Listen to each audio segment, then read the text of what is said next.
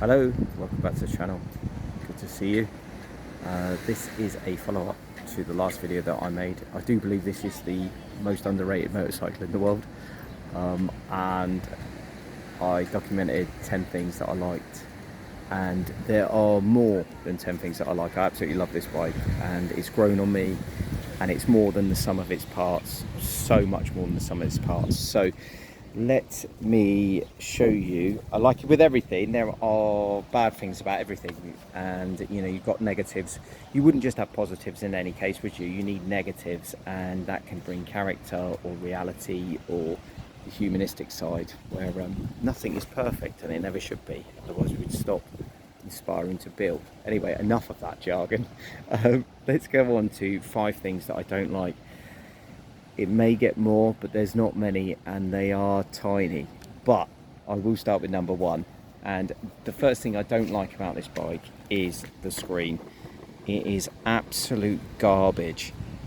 It puts all the wind blast. I'm 6 foot. So I'm 6 foot, 184 centimeters, 184, round about 6 foot. So, and it puts all the wind blast, and it buffets it round the bottom of, round your neck, round your chest, and round your head, and it doesn't look like a bad screen when you look at it. Now, people on the internet have got screen extenders, they've put different screens on, and they still get the same problems. Bigger screens, just ridiculously big ones, and I don't know what it is with the Transalp, and this model of Transalp apparently is the worst of 650.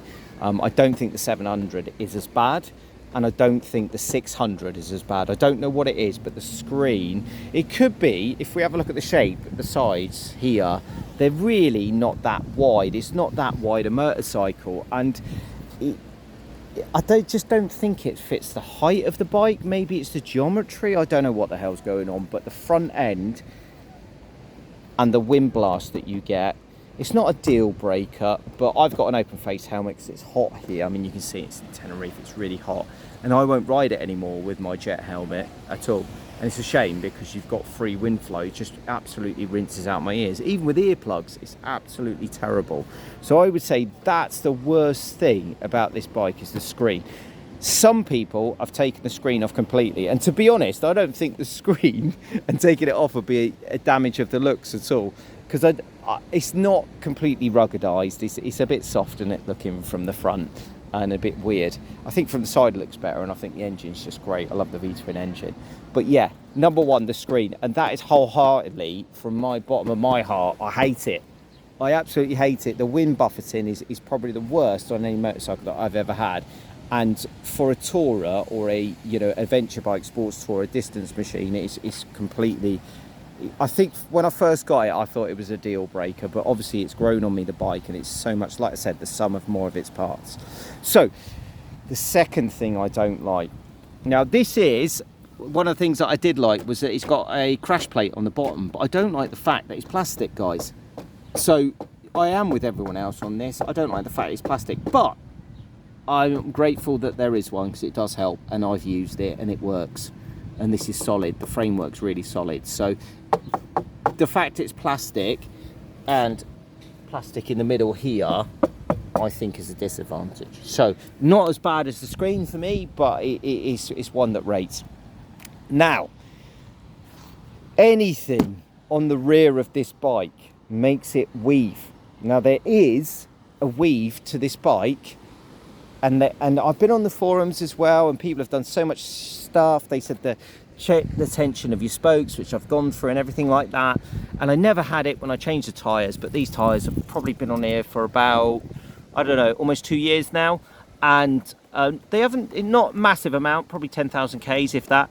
But I think maybe the weights have come off, or there's a lack of balance, but the bearings, I haven't got a massive weave from the bearings, and I do notice that it comes down, lower down, the wobble in the head comes lower down with the top box on. Now if I take that top box off, when it enters at 60k an hour, it'll enter at 80k an hour, but it's less, don't get me wrong, it's less.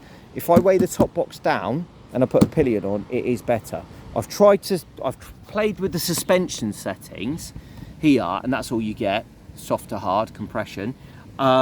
and it hasn't really made any difference, to be honest. I tried it, made it a bit better, but it wasn't that much. So I would say, again, when you come into this and you first ride it, and if this was what your first experience was with the screen and that slight wobble, I would say you can put you off. So it's a bit, you know, it's a bit of a shame. Look, also, this is the thing, no bar end weights. So let's put that as number 3. They don't put any bar end weights on the bike. Don't know why. Haven't got a clue. Haven't got a clue why. And apparently some people have said that made it a bit better. Right, let me just take this off because I just need to show you this.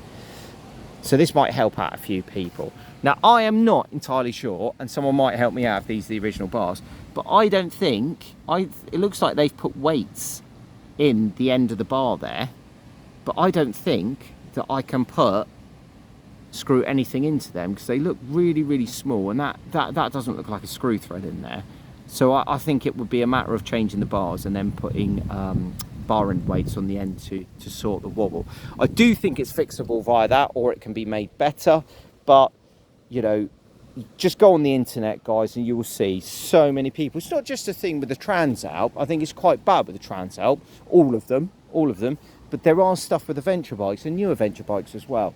So I will say number 3, bar end weights, why they didn't come with the bar end weights. Number 4. Now, number 4 was one of my positives, which was the 21-inch wheel. Now, I think the 21-inch wheel is a negative for the road. So, don't get me wrong, it doesn't handle badly. You've got nice wide bars, it drops into corners nice. But having a 21-inch on the front, I think for the off-road riding that this is capable of, because it's a bit of a, you can see it's not, come on guys, it's not an enduro bike, you can see it, it's more, it really is an adventure sports bike, that is it. It can do a gravel track, but I wouldn't like to take it on anything massively technical, and I'm not saying it can't do, because people have done it on the internet, you can see, but it's got the travel and the suspension to do it. But I think for the road, a 19-inch, and for what you're going to ask of it off-road, you can still get away with a 19-inch. And that might fix the weave, to be honest, because I think there's a bit of a geometry problem. I'm not putting you off the bike, guys, okay? So please, that shouldn't put you off the bike, yeah? Right. So that's number 4, the 19-inch wheel. Now, number 5, the original exhaust, like any original exhaust, was ridiculously heavy, really invasive. Luckily it's high up, which is good, but I really did feel that they just went to town on restricting it and the catalytic gubbins in there. Thank God the box or the catalyst and all that stuff was actually in the exhaust, which was this part here, and it's a double pipe, so it looks all right, but it's mild steel, which is crap. It is crap, guys, the mild steel. And it didn't rust though, to be fair. Well, I'm in a hot climate, look at it, and this is hot all year round, and it doesn't really rain much. There is moisture though, and there's a lot of salt in the air, because look, we're by the sea, so you can see we're by the coast all the time, so there is that dampness that can come, and you are going to get salt in the air, so you're going to get rust if it's not well finished. But it is mild steel, so again, that I would say that is a disadvantage. And my final one for this, because there's not much, guys, there is not much. It is a great bike, and it's a grower. It grows on you, because it can literally do, you could make it do so much, and it is more, like I keep saying, it's more than the sum of the parts. So it's not because I own it, it's just more than the sum of the parts. So I'm quite attached to this bike now, which I never thought I was, and I wasn't at the beginning. But I would say the final thing is the filler cap. And the filler cap is one of these ones. There's no hinge on it. I don't know why they do this. I don't know why. I think Honda won't do this now. But look, guys, so you've got to put it on the petrol pump. Okay, you're not going to forget it, because it's right in front of your face, which is good, and it tells you where the front is. You can line it up. But I'm not a fan of that. Just a hinge on there would have been great, you know. So I think that's it. I can't say anything else. The mirrors, they do the job. They're okay. I'm trying to put something else in there, but it's hard, guys. It's really, really hard to put anything negative into. I could have said working on it, because if you have a look, right, you can get to a couple of spark plugs here, which is good. They will off-road shake loose over time.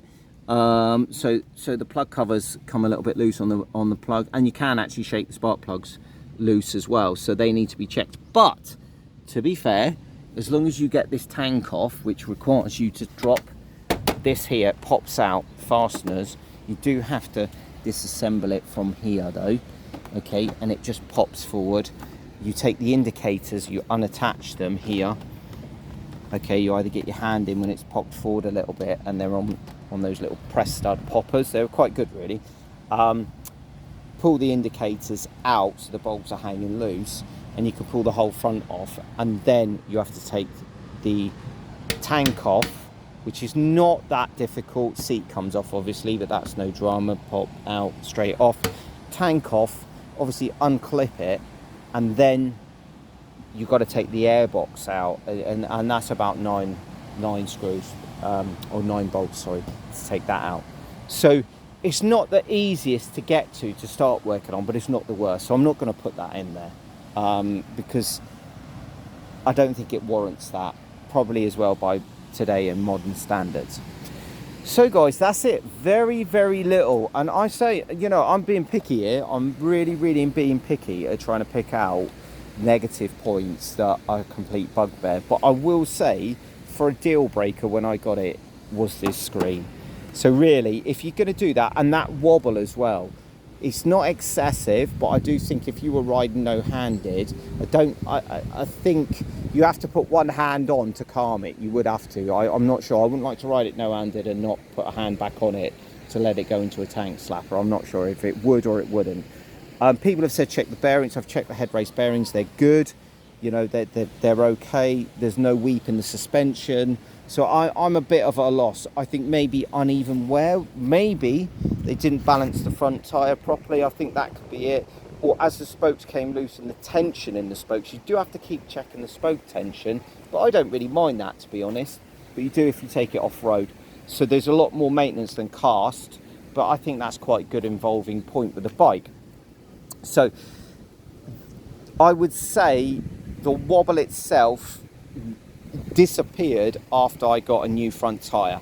Well, I got a new set of tyres, and then it's come back over time, and I think probably down to either the weights, which I can't see if there's any missing on there, I can't find that, maybe it wasn't balanced the best when it was put on, or the spoke tension, as they loosen off, obviously the tyre's going to be rolling unevenly as the spoke tension's not great, and I think you could get uneven wear on the tyre, and I think that's what it is, uneven wear on the tyre. So just if you've got this bike though, check out the forums, because you can go on an absolute goose chase trying to sort this out, and people have spent loads and loads of money to try and sort out that wobble. There's loads of people online that, you know, that have highlighted it and got on this task, and I think it's always good when you get a new set of tyres or a new front tyre and you've had it rebalanced, but it goes off after a while. And look, you see I've still got a lot of tread left on them, you know, so probably a bit of uneven wear, and it's not, you know, the best. But guys, that is it. It is, I still think it's the most underrated motorcycle for the price that you can pick these up second hand, and they will do anything your big 1250 GS will do, probably more, to be honest, because they're lighter. Maintenance is so much easier. Getting parts for it is easy. There's a wealth of parts out there. You still get them today for this, well easy. So just a great bike. I'll go and get one tomorrow. It's really, really good. I don't even know what I would replace it with. I do not know, talking to you now, what I could replace it with. I was looking at a Vosges 500, but they're a little bit less money. A little bit less power. Seem quite good value for money. I wouldn't buy the new Honda 500. I've seen the build quality of them, been in. The build quality is absolute garbage, I thought. It's nothing up to what this is, and this is over 20 years old. So, guys, there you have it. Loads of info. Get one. go out, get one, find one. If you haven't got enough money and you're saving up and you get to that point where you can't afford a new adventure bike, get one of these. 2 grand, 2,000 euros, you should be able to pick one of these up for. If you can't, you'll definitely pick one up for £2,000 in the UK. You will. Just hunt them out, the 650. I think the 600s are more money now than the 650, but these will go up. These will go up in price. You're watching bikes that I are beginning to really appreciate with time. So look, it even comes with a rack and you put the top box on.